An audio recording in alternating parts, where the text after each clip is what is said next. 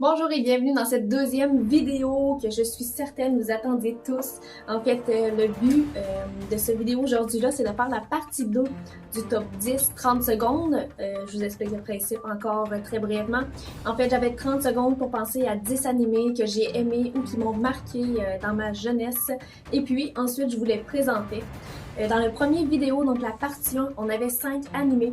Comme top 10, on avait Sakura chasseuse de cartes. Ensuite, nous avions Dragon Ball, Naruto, Dororo et Blue Spring Ride. Aujourd'hui, on continue avec les 5 autres animés que j'ai aimés. Je crois que vous allez être surpris du top 1, peut-être que non, on verra bien. Et sur ce, on commence tout de suite avec l'animé classé numéro 5. Un petit extrait encore une fois.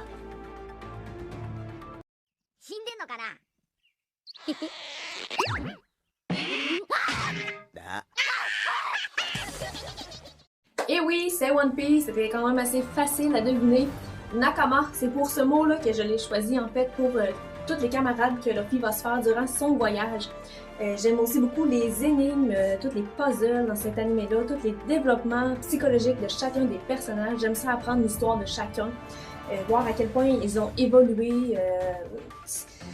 One Piece, au début, je pensais à une histoire assez folle de pirates, plus ou moins intéressante. Et puis, avec le temps, je me suis rendu compte que c'était bien plus que ça. Je me rends compte que je l'ai mis 5e dans ma liste, mais je crois qu'il aurait pu être beaucoup plus haut, peut-être même premier. Malgré tout, je l'ai mis en 5e.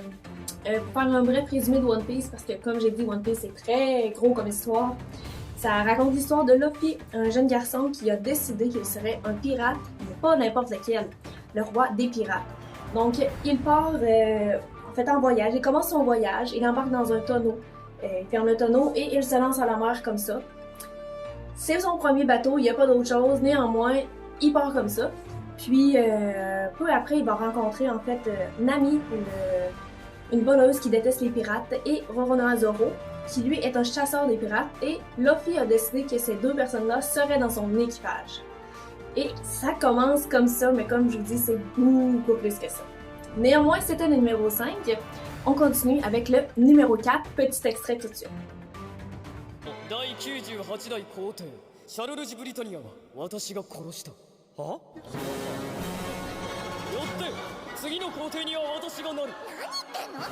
J'adore les histoires de fin du monde, j'adore ça. Et c'est le cas dans Code Geass, en fait. On voit les Eleven qui doivent s'adapter à leur nouvelle réalité ou alors se rebeller contre l'Empire britannique. C'est une histoire que j'aime ça quand on voit les personnages évoluer dans ça. J'aime la fin du monde, je sais, je le dis, je le répète, j'adore ça. Et c'est le cas dans Code Geass. Il y a beaucoup de puzzles, encore une fois, comme dans One Piece. Il y a beaucoup d'évolution psychologique. J'aime ça quand le héros principal aussi est beaucoup intelligent, il y a beaucoup d'énigmes. C'est le cas dans Code Geass, c'est pas compliqué. Ensuite de ça, si je peux faire un bref résumé, en fait, ça suit l'histoire de l'Empire britannique qui contrôle tout et qui déteste les Eleven. Les Eleven sont vus comme le déchet de la société. On a Lelouch qui apparaît très rapidement dans l'histoire. Lui, c'est un Britannier. Il les déteste par contre. Puis il va se faire prendre en fait dans un conflit militaire, puis il va avoir un choix à faire qui va lui donner le pouvoir de se rebeller contre les Britanniques. Je vous dis pas le punch, il y a 2 saisons, la première est incroyable, la deuxième aussi, la fin, wow, j'ai rien d'autre à dire sur ça. Si vous l'avez pas vu, honnêtement, c'est un must, c'est un classique, il faut écouter ça. Donc sur ce petit résumé, je vous montre le trailer du 3.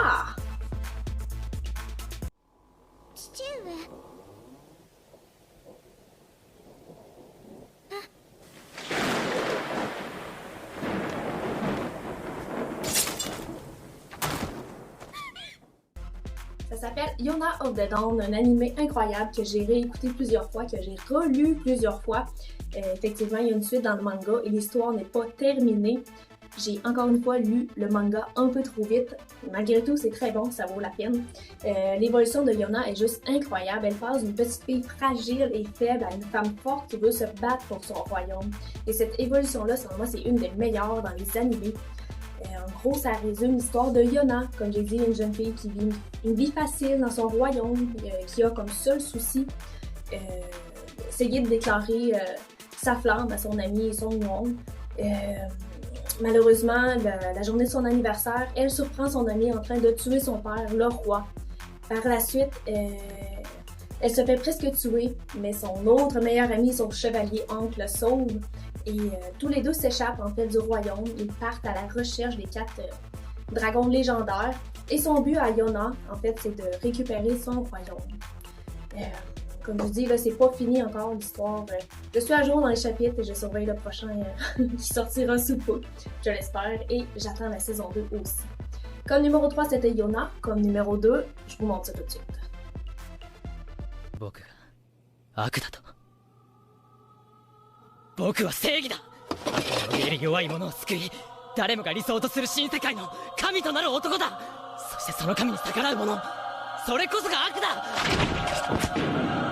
間抜けすぎるぜ、エル。Death Note, un classique policier, honnêtement à voir.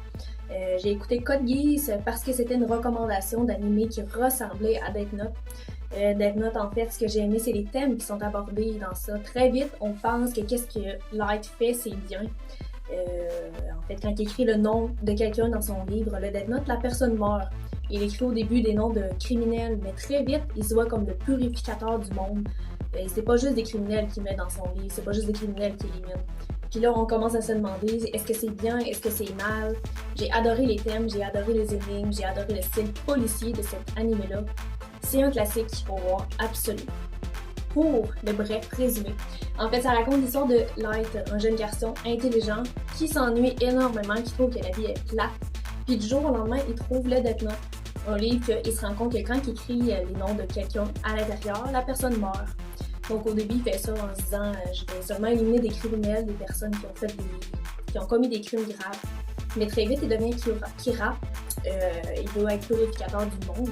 Puis il va se battre en fait contre elle, qui est un détective très intelligent. Donc c'est vraiment un conflit entre les deux personnes les plus intelligentes.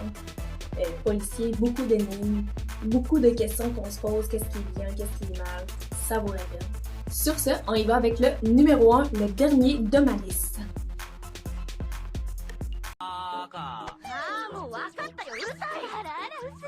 いつもと違う攻め方ね。お前今日はバイト頼まれてないだろ。Kashu Wamade-sama, oui, c'est lui que j'ai mis en premier. Un shoujo, cute, quétaine, fifi, d'amour, c'est ça que j'ai choisi en premier. Je l'ai mis à cause que c'est nostalgique pour moi à chaque année. Je l'écoutais avec ma soeur, je me rappelle très bien qu'on se prenait une couverture chaude, on allait dans le lit, on écoutait ça à chaque année. C'est réellement un classique dans les shoujo. Je suis certaine que beaucoup d'entre vous qui adorent les shoujo ont vu cet anime-là. Il y a également une suite dans le manga que j'ai pas tout à fait fini, ça s'en vient. Néanmoins, l'histoire est juste incroyable et c'est de la nostalgie. Ça suit l'histoire en fait de Misaki. Elle est chef des élèves, elle est intelligente, elle est forte. Par contre, elle travaille le soir comme une maid, une serveuse, afin d'aider sa mère à subvenir aux besoins de sa famille, car son père l'a abandonnée quand elle était jeune. Puis elle, en fait, elle déteste les hommes, elle le dit ouvertement. Elle protège les filles à l'école, elle priorise les filles.